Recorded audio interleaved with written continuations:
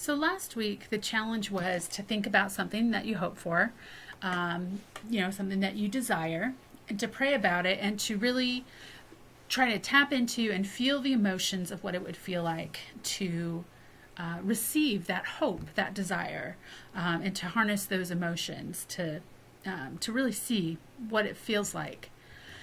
And we talked last week about faith, hope, and charity, how hope is your desire. Like hope, it's an emotion in and of itself. It's really those feelings of joy and gratitude that come with receiving something that you really want.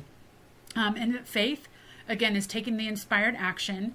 But what hinders us is we lose those emotions of our hope and we instead replace it with fears along the way. Fears that, I'm not good enough, I'm not doing the right things, etc.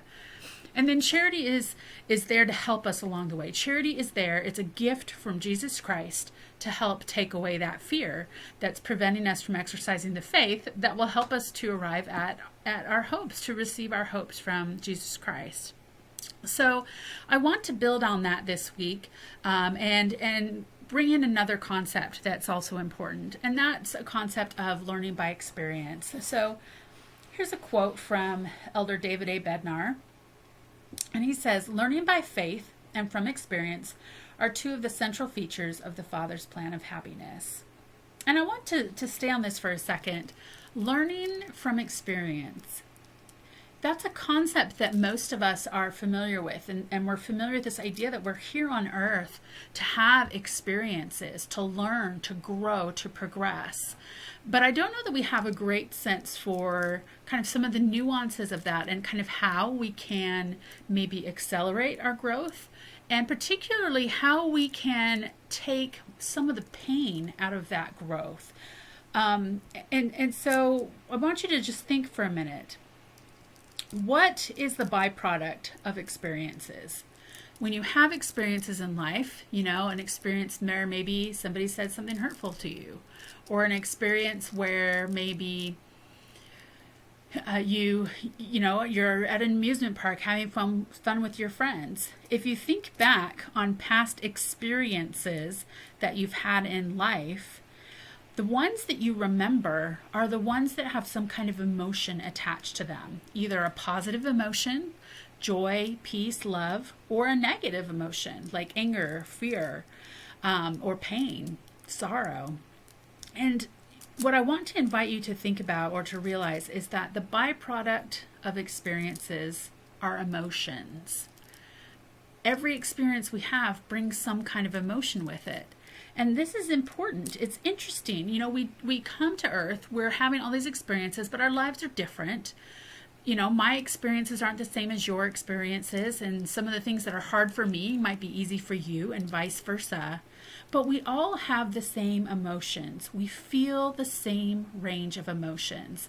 So yes, maybe I haven't had the experience of a bitter divorce, but I still understand the emotion of betrayal or abandonment or sorrow or loss, because I've had experiences in my life that have had the byproducts of those same emotions. And I think this is a beautiful thing. It allows us to have empathy for each other. Even though we don't go through the same experiences, we understand the emotions that other people go through. But I think there's also something deeper here. If emotions are the byproduct of experiences, this kind of gives us a key or a clue for how we can maybe more productively work with Jesus Christ on this path of trying to exercise our faith, trying to receive our hopes, that our emotions can help us with this. So for example, if you have a hope of receiving something, maybe you're hoping that your spouse will come into your life, you're single and you're hoping for that. Along the way, there's going to be fears like, oh, I'm not pretty enough, or I'm not smart enough, or, negative beliefs about people.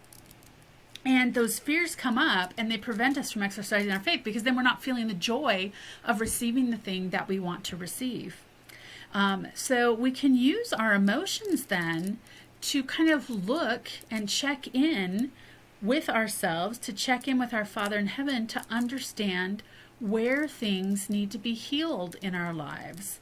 It'll help us to see where those fears are that we need to surrender to Jesus Christ and ask for more of his healing. So, I'm going to leave it there for now. We'll come back and talk more about this, but really want to just invite you to notice and understand how our emotions are byproducts of our experiences, and that if we want to learn from our experiences, we have to learn from our emotions. So your challenge this week is to notice. Something's going to make you angry this week. Notice when you get angry. Observe yourself. And notice how when something makes you angry, that you automatically start thinking about other experiences, either current or in the past, that also make you angry. And so I want you to just say in that moment, say a prayer, and then ask yourself this question: how might this current situation that is making me angry be an invitation to heal past experience of anger from my life? And in future talks, we'll talk about ways to do that. But for now, just notice. Notice and ask yourself how the current anger might actually be an invitation to learn from experience, particularly learn how to be healed.